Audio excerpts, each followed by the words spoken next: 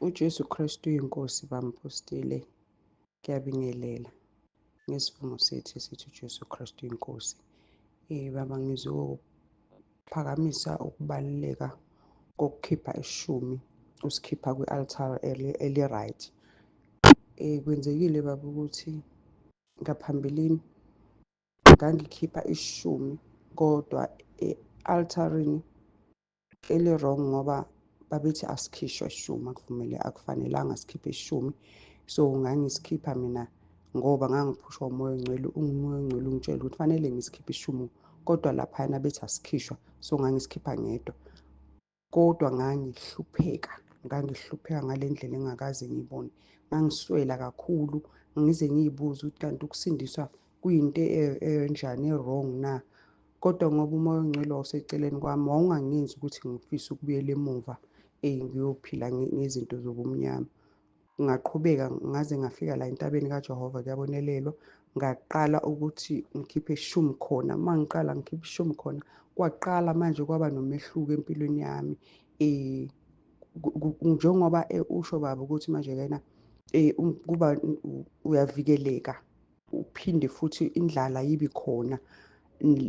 Zonke lezi zinto obuzisho ukuthi uma ukhuleka usikhulekele ishumi. So kuyenzeka njengoba kunjalo baba, angisanandlala endlini, akusalanjwa, sesihlezi ku-right. Kulesikhashana esincane engisikhiphile ishumi kodwa umehluko mukhulu. I-protection ikhona futhi nayo. Ngizobeka okwenzekile cishe last month or nini, kodwa nje ngifuna ukubeka lokho ukuthi kwathi ngelinye ilanga ngikhuleka ekuseni, umkhuleko wabo-3 ekuseni ngikhuleka. Mangiqeda ngiyaye ngithi mangiqeda ukukhuleka ngijumeke kakhulu, kodwa ngingajumeki ngiswele ubuthongo, kodwa kulokhu ngathi mangiqeda ukukhuleka ngajumeka kakhulu. Ubuthongo nje bafika ngamandla, ngiceda ukukhipha umzukulu inapukeni ngisalala nje naye wangangihluphi. Emva kwaloko ngezwa gqu ngisebuthongweni ngajampa phezu kombhede. Uma ngithi ngiyabheka imoto ishayise kamakhelwane, yimi osekhevini. Bekufanele le moto ingene izoshaya ikamero leli engikulona, kodwa yangena kamakhelwane, iyafike yabrika khona. Ngezwa nje ngokugqu ngavuka ngadilika ngaphuma ngayobheka, ngakubona ukuthi ngangithukile kodwa ngabona ukuthi uNkulunkulu bekhona wangivikela kulokho. Ukubaluleka kokukhipha ishumi, sibalulekile ukuthi sisikhiphe ishumi and kuyasiza ngempela ukuthi sivikeleke. Ngavikeleka kanjalo. Ngiyabonga baba. uJesu Kristu inkosi, uJesu Kristu inkosi, uJesu Kristu inkosi. uJesu Kristu inkosi, uJesu Kristu inkosi, uJesu Kristu inkosi. Khona ngikunothisile komunye umzalwane, ngiyaqonda okwenzekayo emsebenzini wenkosi. Laba against ubaba abangafuni ukwenza intando kaNkulunkulu, ababuka umuntu ukuthi uyena oshaya imithetho. Lokho kuyasilimaza ngokuba kuyacacisa ngoba uNkulunkulu usebenza ngomuntu, uziveza kumuntu. Akakwazi ukuthi azelene emhlabeni, ukuthi azizele azokhuluma nathi ngoba ngeke siphile. Usebenzisa umuntu. Uhlungu-ke umuntu uma ezokwenza akuthandayo abe against inceku kaNkulunkulu. Siyacela kulabo abaphumayo, abaphuma ekhaya lezwi noma ngabe uphuma entabeni yendlu kaJehova, akangaphumi atshale enye imbewu ngaphandle, ngoba leyo nto izomlimaza kusasa, uzovuna ngayo ngokuphambana nomntwana kaNkulunkulu. Asiqapheleni thina-ke esilandelayo ukuthi uma uhlulwa ukholwa, kuyama kukuhlule ukholwa, kodwa hayi ukulwa nomntwana kaNkulunkulu noma ukulwa nezimiso lezo, ngoba alikho isonto, awukho umuzi ongenawo umthethosisekelo wawo omele uba mawulalelwe. Kungaba i-chaos uma siletha ubufakazi ukuthi umuntu adonse isikhathi asithandayo, kodwa leso sikhathi esiphiwe sona esiwu-3 minutes u-3 minutes, noma ngabe u-5 minutes u-5 minutes, no matter ukuthi wena usuhambe kangakanani. Siyabonga uNkulunkulu masisize ukuthi sikwazi ukulalela lokho uNkulunkulu asuke ekhuluma ngenceku yakhe. Jesu Kristu inkosi. Amen. uJesu Kristu uyinkosi, uJesu Kristu uyinkosi, sokizindlela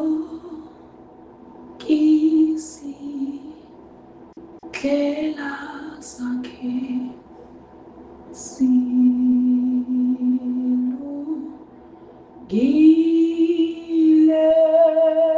futhi ziphakeme,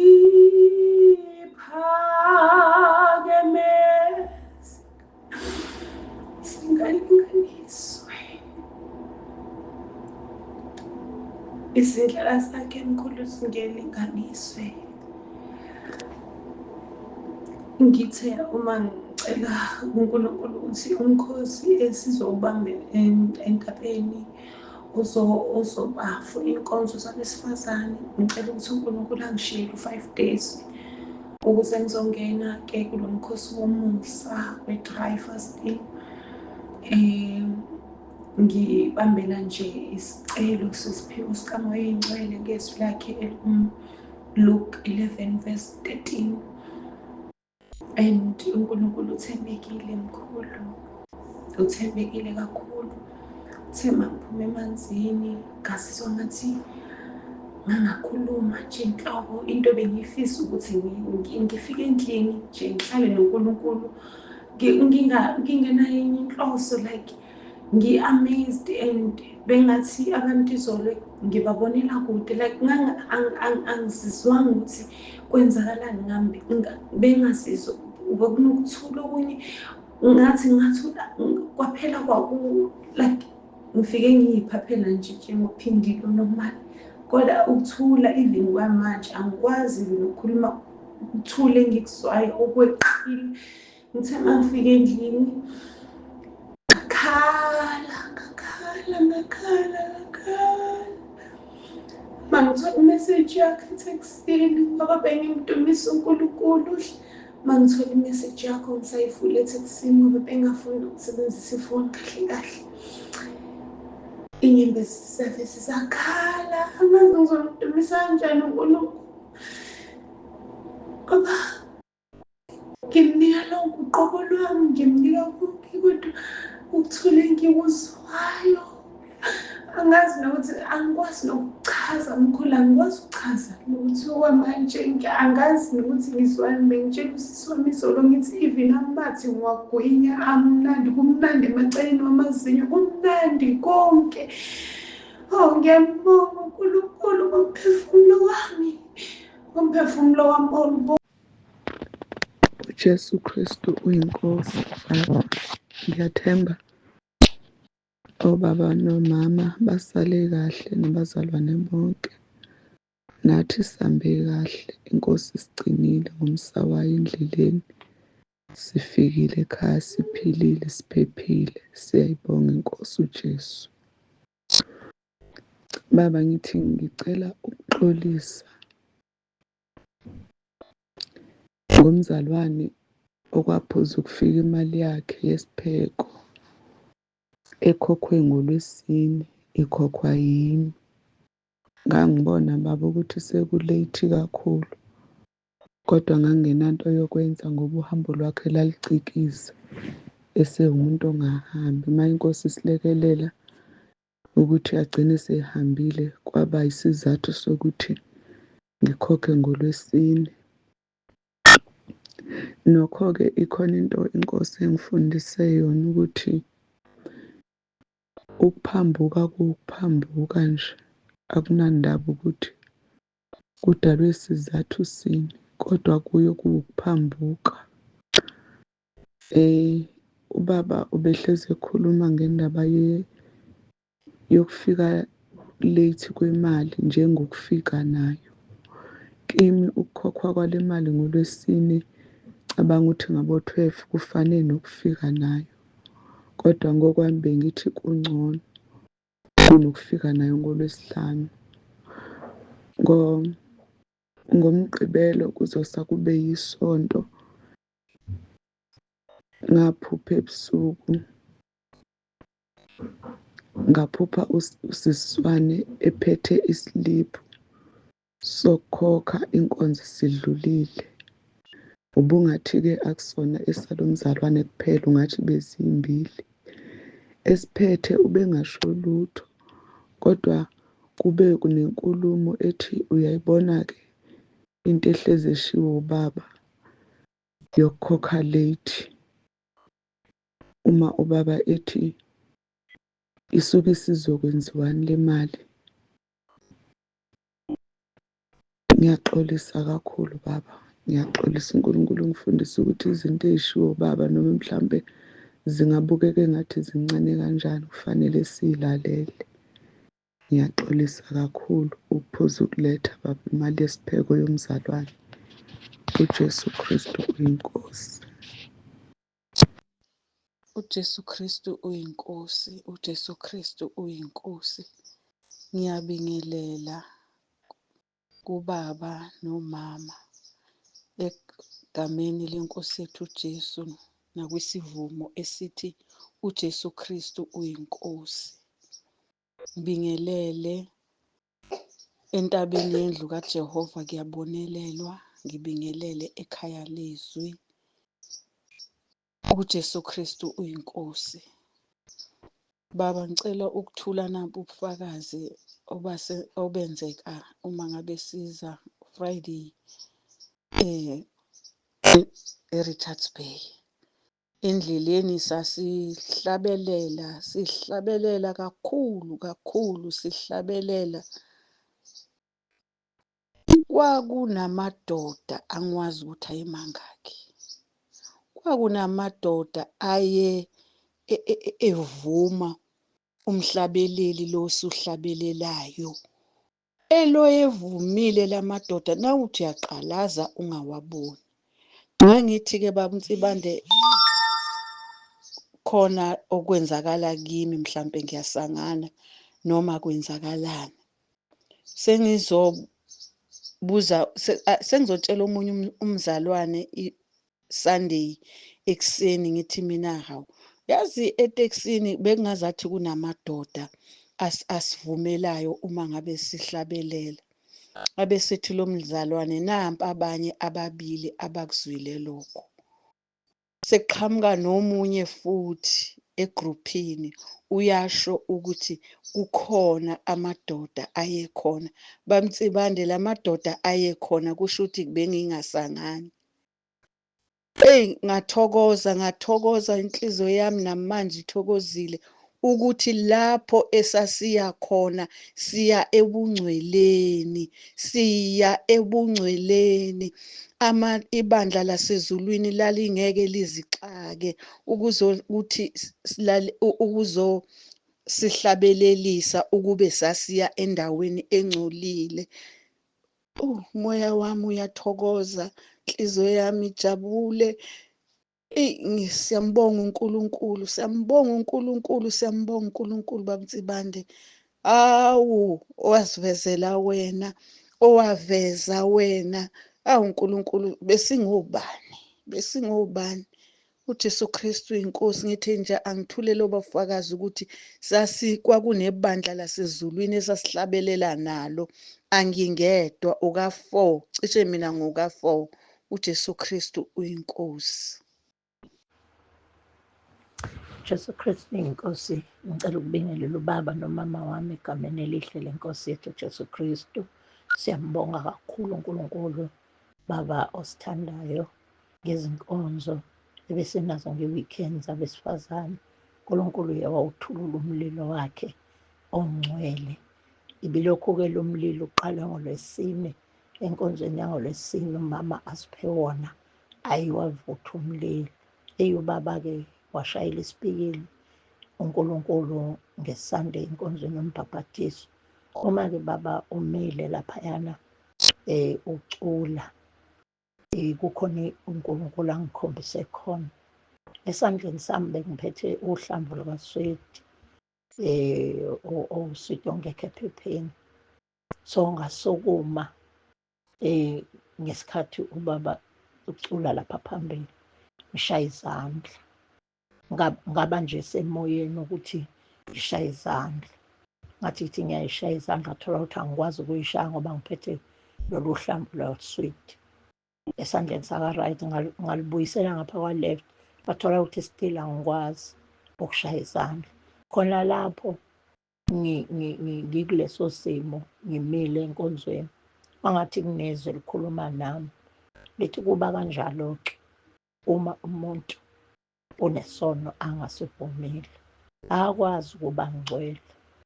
Kanjalo noma inkosi isibuya izolanda ibandla ngeke akwazi ukuthi imhlwithe ngoba khona isono asigodlile. Buka ufuna ukushaya izandla ukumoya kodwa ukwazi ngenxa yokuthi uvinjwe yilolu hlamvu lukaswidi. Wathi lo muntu obekhuluma nami khona enkonzweni, kufanele umuntu azidele noma ngabe into ibiwusizo kangakanani, kodwa uma izwi likaNkulunkulu lingahambisani nayo kufanele kuyilahla. Khona lapho ngize ngalithatha lolu hlamvu lukaswidi ngalifaka ku-bra, ngakwazi ukuqhubeka ngishaya izandla. uNkulunkulu ngibonisa isimanga ukuthi noma ngabe-ke into ubuyibona ukuthi incane kangakanani, kodwa sivume leso sono ngoba ngeke ngempela inkosi imthathe umuntu ogodlile. uJesu Kristu inkosi. Amen. UJesu Kristu inkosi. Baba Nsibande, ngiyanibingelela egameni elihle lenkosi yethu Jesu. Ekhaya lizwi nasentabeni endlu kaJehova kuyabonelelwa. Hey Baba uNkulunkulu, ungenzela isimangaliso uJesu Kristu oyinkosi. Akekho omunye owenza imangaliso ngaphandle kwakhe. Izolo imoto le iToyota Corolla yalapha ekhaya ibipakwe ngalena-ke emnyango, ipakwe ubaba uhamba ngayo, yathathwa. Kwasho ukuthi akanayo-ke i-tracker yayo. Wangifonela ifuna, kwasho ukuthi mina ngitholakala emsebenzini. Manje itholwe kwenye indawo lapha edolobheni phakathi okuthiwa kuseGandhi. Khona itholwa amaphoyisa, i-JMPD. Ibuyile ayinamyucu, ayinalutho, iyaphila. Itholakale futhi kwakhona kwayizolo, ilale nje la ekhaya, ibe ilahleke ekuseni yatholakala. Baba, uyamangalisa uNkulunkulu ngendlela amangalisa ngayo. Ngiyambonga kakhulu uNkulunkulu, Baba uJesu Kristu inkosi. Ngimnikeza udumo. uJesu Kristu inkosi. Ngiyabingelela ubaba nomama nabazalwane bonke. Xolise baba ngokudilitha. Ngiyambonga uNkulunkulu ngoba segruphini nasekhaya lezwi ngibonga umzalwane wangifaka. Ngiyambonga uNkulunkulu baba ngawe. Kunentshumayelo ubaba ayishumayela ngelinye ilanga evule kwabaseRoma 12:18 ethi uma kungenzeka ngokwenu hlalisana ngokuthula nabantu bonke. Kunomakhelwane wami-ke engangasakhulumisani naye, kodwa nje singazange saxabana. Ngaphambilini ngangilokhu ngimbingelela yena engangibingelela, ngagcina ngimyeka nami ngathi ayi, uNkulunkulu uyabona ukuthi anginanqa naye. Ngengilokhu ngimbingelele yena engasangibingeleli. Washumayela ubaba ngelinye ilanga wathi noma engasakubingeleli kodwa wena mbingelele. Yangidla le ntshumayelo, ngaphenduka sengingedwa, ngabona ukuthi ubaba ekhuluma nami. Ngiyambonga uNkulunkulu baba ngoba ngakwazi ukuthi ngiye kumakhelwane ngizehlise ngicela uxolo. Ngithi ngicela ngixolele uma ngabe khona engona ngakho, ngiyaxolisa kakhulu. After ukuxolisa kwami umakhelwane, ngaphupha ebusuku, ngiphupha sesihleli sonke nabangani bakhe. Uyabatshela abangani bakhe ukuthi uyabona umakhelwane sesibuyisene naye, wenze enye inkonzo, bekungasekho mnandi singasazwani. Eyi, ngiyambonga uNkulunkulu Baba, wayifakazela uNkulunkulu ukuthi inkonzo engiyenzile yiyo, ngoba naye ngiyacabanga ukuthi mase ngibuka iphupho ngiyabona ukuthi naye wayengasathandi, kodwa kuwukuthi yena ngeke akwazi ukuzehlisa. Kudingeka ukuthi mina engikholwayo kube yimi engizehlisayo. Ngiyambonga uNkulunkulu Baba, uJesu Kristu inkosi, uJesu Kristu inkosi, uJesu Kristu inkosi. uJesu Kristu uyinkosi baba, noma ngiyanibingelela ekuseni egameni lenkosi yethu uJesu Kristu waseNazaretha. Baba, bengithi angikwazisi ukuthi ngiyambonga uNkulunkulu kakhulu ngosuku lami lokuvuma izono izolo. Eyi, ngibonile baba, ngabona kungathi khona umzimba okwi-stretch bed obolile uhamba uvuthuka, ngisho amalungu omzimba ukusuka ekhanda ubole, kusuka ekhanda kuphuma ey'nyaweni, obolile uhamba uqathaka, kuvuthuka. Ngabona sekukhona ungathi usewuqoqile, lokho kade kubolile hambe kuvuthuka kulo mzimba wonke, ubole wonke. Uqeda wakuthatha wakufaka kuplastiki o-transparent, nje uplastiki o-clear. Lo plastiki omkhulu ufake lapho, sekungathi yena uyabo ubhanana lo ovuthwe kakhulu lo bhanana ophiliwe, usuhlubile, wawuhluba emakhasini. Sewufakwe leyo nto isihlangene isinjalo, ngibona isandla sakhe nje eseyifakile, sewubophile phezulu, sekuyinto enjalo. Ungabuki ukuthi umzimba wami ubusubolile, bengihamba ngibolile ngithi ngiyaphila kanti ngifile, bewubolile uphuhlu.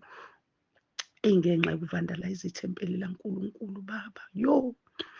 Ngiyambonga uNkulunkulu Baba kakhulu Baba, ngiyambonga ngawe uNkulunkulu asigcinele wena, uNkulunkulu andise iminyaka, uNkulunkulu akulonde Baba. Ngiyambonga kakhulu uNkulunkulu Baba, ngiyambonga, ngiyamdumisa. Ngiswele imilomo eyinkulungwane yokumbonga. Angazi ukuthi uNkulunkulu kwakwenze njani, angithande kangaka, angenzela umusa, ukungifaka ekhalezi, ngigcinele intaba enhle kaJehova. Ngiyambonga Baba. Bengifile. Ngiyambonga uNkulunkulu kakhulu. uJesu Kristu inkosi, uJesu Kristu inkosi, uJesu Kristu inkosi Baba, ngiyabonga. uJesu Kristu uyinkosi, uJesu Kristu uyinkosi. Ngiyabingelela baba wami egameni likaJesu. Baba, ngiyabonga kakhulu, siphatheke kahle eBay bazalwane enkonzweni yabomama. Baba wami wasifundisa kahle kakhulu, omama basifundisa, sayiqonda indaba kaNkulunkulu Baba ngendlela kade uyichaza ngayo. Ngiyabonga kakhulu baba umphathi, ngiyabonga kakhulu. Sengathi uNkulunkulu angaqhubeka akusebenzise njengoba usebenza. Ngaba nombono ngisazoza lapho eBay egameni likaJesu, ngagcina senguxoxa kumama. Ngibona ngisuka la ekhaya, ngibona kutshaliwe, ngokwesibonakaliso ngibona kutshaliwe ensimini, kule nsimu le kunamaklabishi, kuney'pinashi nabobhithrudi, kodwa kuney'mbuzi phakathi. Ngiyafika ngiyayikhuza baba umphathi imbuzi engaphakathi kwesivini. Ngase ngiyabona ukuthi lento yembuzi yisitha esizama ukuzontshontsha into kaNkulunkulu lapho ngaphakathi kwebandla. Ngase ngiyayibheka lento ngathi no, ubaba kufanele ukuthi njengoba sikholwa ehamba eqaphelile, kunabantu othi unabo abekho nawe, bakwezinye iy'nhlelo zabo ngomsebenzi wakho ngaphakathi. Kunabantu abazontshontsha into yakho, umsebenzi owenzayo. Ngiyacela-ke uhlaze uqaphelile, niqaphile bazalwane, uNkulunkulu wethu akaze khuluma amanga. Ngiyabonga, amen. uJesu Kristu inkosi. Baba, ngiyabingelela Baba Mtsibande noma Mtsibande, abazalwane basekhaya lezi nabasentabeni endlu kaJehova, kuyabonelelwa. Ngifisa nje ukuthula nabo ubufakazi. Bengise-Eastern Cape ngoJulayi kwaze kwaba u-August, ngibuye njengoba nje kuqala inyanga ka-August. Usisi wami omdala ubegula-ke, uhlala ekhaya, uhlala yedwa, ushukela. kusho ukuthi ushukela wakhe waphakama waze wathi 30. Kwadingeka ukuthi aphuthunyiswe-ke esibhedlela, nami sengikhona sengifikile. Eyi, uJesu wasenza isimangaliso esesibhedlela, sikhuleka nje ngomkhuleko uRomans 10. Nalesi isivumo esithi uJesu Kristu uyinkosi. Umkhuleko unamandla bazalwane, kakhulu kakhulu. Uyaphila-ke usisi wami, wavuka, uhlale 2 weeks esibhedlela.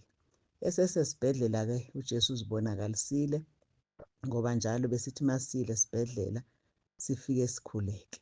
Kuthe ngelinye ilanga sisakhuleka-ke, heyi, kwangena necabha unesi oyindoda ne-security. Hhayi, hhayi, hhayi. Wathi nje lento esiyenza ayivumelekile la esibhedlela, kuthandazwa la. Bonke abantu abala esibhedlela baney'nkolo zabo abathandaza kuzo. So asingasuki sizoba ngumsindo esibhedlela ngoba manje siphazamisa iziguli. Mase sifuna ukuthandaza sihambe siye kuma-officials esibhedlela siyocela i-permission yokuthandaza, ngoba manje simfaka enkingeni naye, ngoba uyena o-in charge la. Mase kuzwakala ukuthi siyathandaza, yena uzoba senkingeni. Sazithoba-ke kakhulu, saxolisa impela, sasithoba sehla, sathi siyaxolisa. Besingazi, besicabanga ukuthi kufana nakuzo zonke ezinye iy'bhedlela.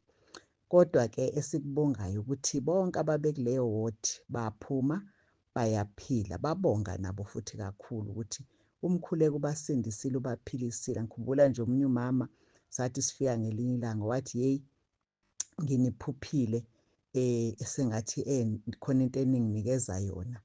Manisanginikeza lento, kanti ushukela wami manesi sefika, ngithi ngimemeza nina ukuthi nabo omamqwathi bengena. Uthi kanti amanesi ayangizwa. Uthi amanesi athi, hayi bo, sibona omamqwathi thina samanesi. Uthi uma bewushekha ushukela wakhe uthi 1.0. Kusho ukuthi lowo muntu wayesesenkingeni. Kodwa-ke wathi ngomkhuleko wenu lo enawenza la, ngaphila. Siyambonga uJesu bazalwane. Kunezwi elithi lapha kuTimothewu 2:3 verse 12 elikhulunywa ngokuzingelwa. Bazalwane, sisempini, siyazingelwa, asiqineni ekukholweni. Siyambonga nje uBaMtsibande ney'mfundiso zakhe. Isikhathi bazalwane sibi. Jesu Kristu inkosi. Amen. uJesu Kristu uyinkosi. Ngiyabingelela kubaba umpostoli, ngibingelela ekhaya lezwi, ngibingelela entabeni kaJehova, kuyabonelelwa. Ngiyabonga kakhulu, uNkulunkulu usangicelele. Nami baba bangithi angilethe ubufakazi.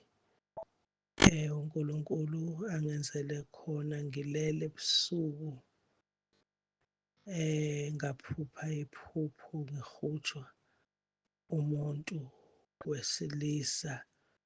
Kanti lo muntu uma ungihubha nje, uveze ubuze bakhe, umzimba wakhe uvezile, ungihubha nje ufuna ukulala nami.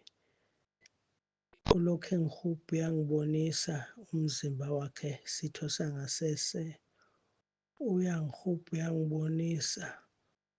Uthe-ke efika eduze ethi uyangibamba, ngalibiza leli gama likaJesu Kristu oyinkosi. Ngiyambonga kakhulu uNkulunkulu ngoba uvele wazingcolisa khona lapho. Ngiyambonga kakhulu uNkulunkulu ngaleli gama uJesu. Limnandi pho uJesu, limi njalo bo uJesu, ngeza kulisho namanje naphakade. uJesu Kristu uyinkosi. Ngiyabonga.